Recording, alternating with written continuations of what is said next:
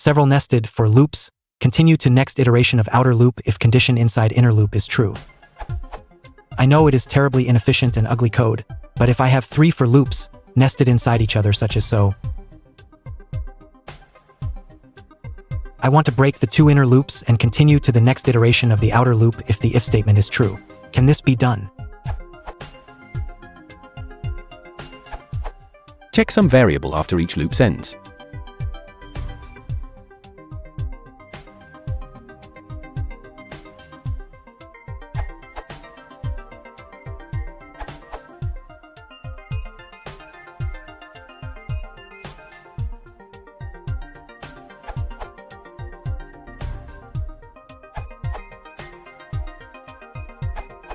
Another option is to use exceptions instead of state variables.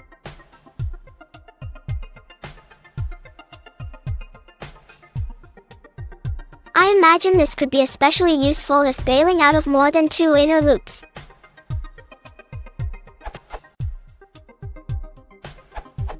A possible solution is to merge the 2 inner loops to a single one that can be terminated with break.